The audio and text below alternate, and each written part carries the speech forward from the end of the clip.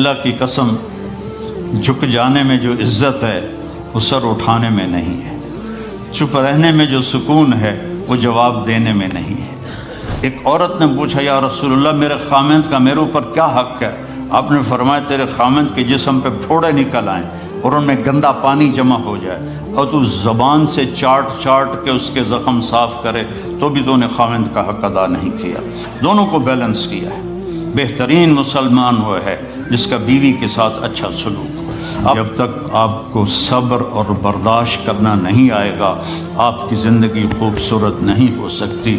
غصے کو پینا سیکھو، غصے کو دبانا سیکھو، غصے کے وقت چپ رہنا سیکھو تو آپ کی زندگی بڑی خوبصورت ہو جائے گی۔ دل دریا سمندروں ڈوبے کون دلاندیاں جانے ہو، وچے بیڑے وچے جھیڑے وچے ونج مہانے ہو۔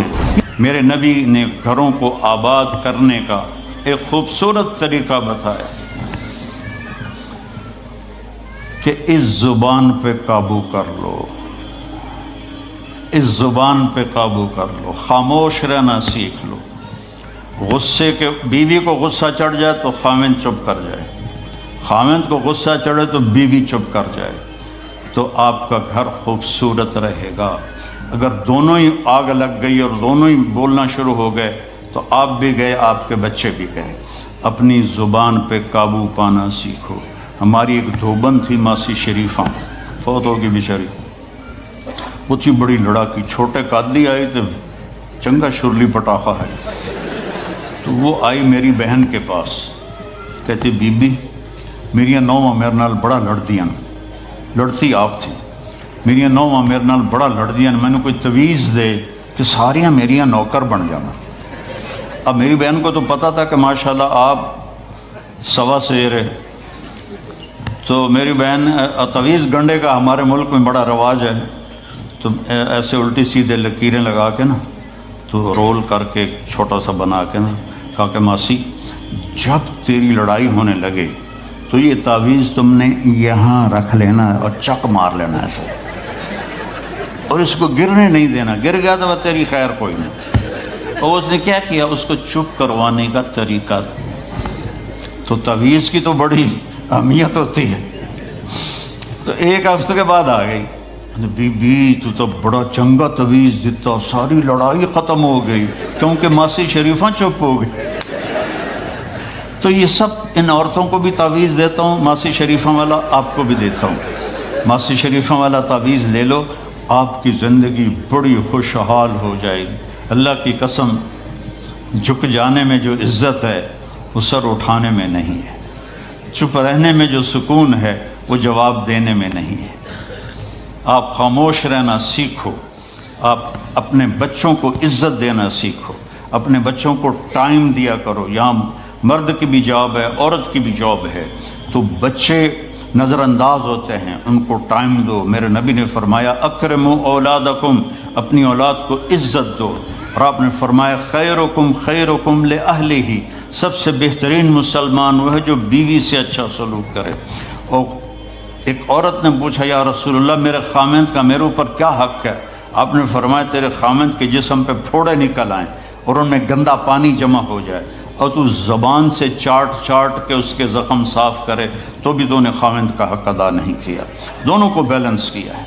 بہترین مسلمان وہ ہے جس کا بیوی کے ساتھ اچھا سلوک ہو۔ آپ نے 11 شادیاں کی، یہ شوق کی نہیں تھیں، یہ اللہ کے حکم کی تھیں اور ہمیں زندگی سمجھانے کے لیے تھیں کہ آپ یہاں رہو یا کہیں اور جگہ رہو، جب تک آپ کو صبر اور برداشت کرنا نہیں آئے گا آپ کی زندگی خوبصورت نہیں ہو سکتی۔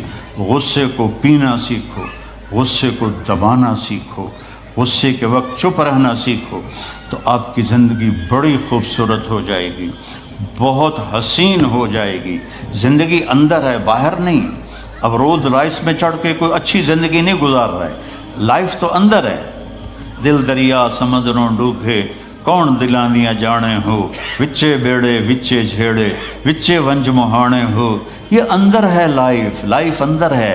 اور کیا لطف انجمن کا جب دل ہی بجھ گیا ہو، جب اندر بجھا ہوا ہو تو پھر باہر کی چیزیں کوئی مزہ نہیں دیتی۔ عاصم کے مرنے کے بعد ہمیں کوئی شے اچھی نہیں لگتی، حالانکہ لائف ہر نعمت موجود ہے، سب کچھ موجود ہے۔ میرے بیٹے کا نام عاصم تھا جو فوت ہوا ابھی جب 36 سال کی عمر میں، تو کوئی شے اچھی نہیں لگتی کہ اندر ویرانی آ گئی۔ یہ اندر میں خوشحالی ہو، اس کے لیے صرف ایک ہی دوا ہے، وہ ہے محمدی بننا اور محمدی اخلاق کو اختیار کرنا، اللہ کے نبی کے طریقے پر چلتے ہوئے اپنی جان سے لڑائی لڑنا۔ ایک ہمارا دوست تھے، وہ تبلیغ میں گئے تو ان کو داڑھی رکھنے کا شوق ہو گیا، اب بیوی ان کی رکاوٹ بنے، کیا داڑھی رکھو گے تو مجھے طلاق دینی ہوگی۔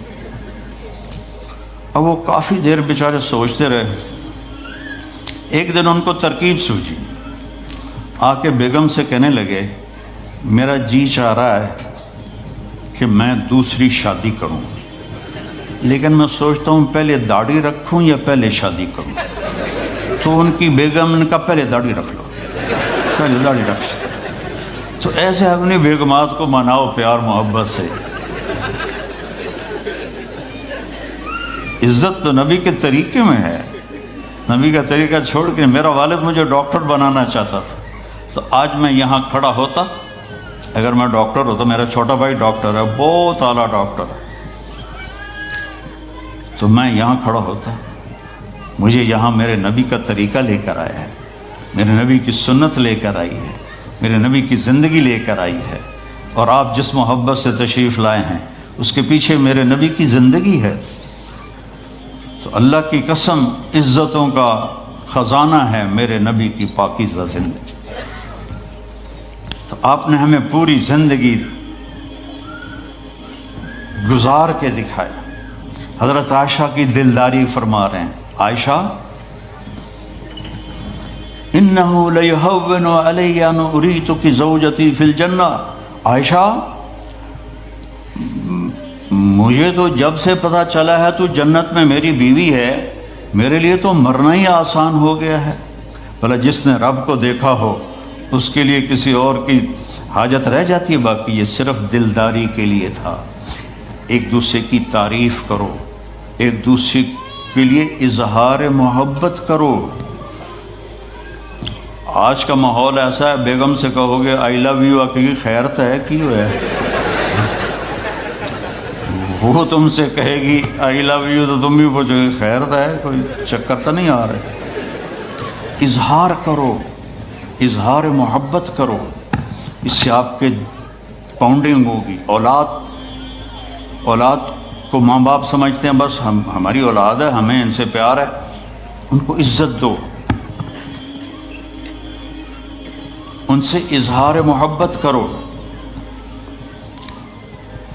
ڈاکٹر عبدالحی صاحب ایک بڑے بزرگ گزرے ہیں، وہ اپنے ایک مرید کے ہاں کھانے پہ گئے تو پوچھنے لگے کھانا کس نے بنایا؟ تو مرید نے کہا جی میری بیگم نے بنایا۔ کہا اس کو بلاؤ۔ ان کی بیگم آ گئی تو فرمانے لگے بیٹی آپ کا کھانا کھایا بہت ہی اچھا تھا، بہت مزے کا تھا۔ وہ رونے لگی دھاڑ دھاڑ۔ تو وہ ڈاکٹر صاحب پریشان ہو گئے کہ بیٹی خیریت تو ہے، کیا ہوا؟ تو وہ کہنے لگی حضرت آپ کے مرید کے پاس مجھے 30 برس ہو گئے، 30 سال، کبھی ایک دن اس نے میری کسی چیز کی تعریف نہیں کی۔ تو اظہار کرو، اظہار کرو۔ حضرت فاطمہ وہاں سے دروازے میں داخل ہو رہی ہیں، آپ کمرے میں بیٹھے ہوئے ہیں یا لیٹے ہوئے ہیں یا کرسی پر ہیں یا زمین پر ہے، جو ہی حضرت فاطمہ تھے تو ایسے تیزی سے آگے بڑھتے تھے، وہیں نہیں کھڑے رہتے تھے، اور ایسے حضرت فاطمہ کا ہاتھ پکڑ لیتے تھے اور اس کو یہاں بوسہ دیتے تھے، اور کبھی ماتھے کا بوسہ لیتے تھے، پھر ہاتھ پکڑے پکڑے ان کو ایسے لاتے اور چارپائی پہ بٹھاتے، اس کے بعد خود بیٹھتے تھے۔ یہ میرے نبی کی عزت ہے اولاد کے ساتھ، یہ عزت دو، وہ تمہارے رہیں گے، تمہارے بن کے چلیں گے۔ ان کو نصیحت کی ضرورت نہیں ہے، ان کو تمہارے پیار کی ضرورت ہے۔ اور جب اللہ کے نبی حضرت فاطمہ کے گھر جاتے تو حضرت فاطمہ یہ کرتی تھی، وہ کھڑی ہو جاتی، آگے بڑھ کر اللہ کے نبی کے ماتھے کا بوسہ لیتی، پھر ان کا ہاتھ پکڑ کے ان کو چارپائی پہ بٹھاتی پھر خود نیچے بیٹھتی تھی۔ تو اظہار بہت بڑی دوا ہے، بہت بڑی غذا ہے۔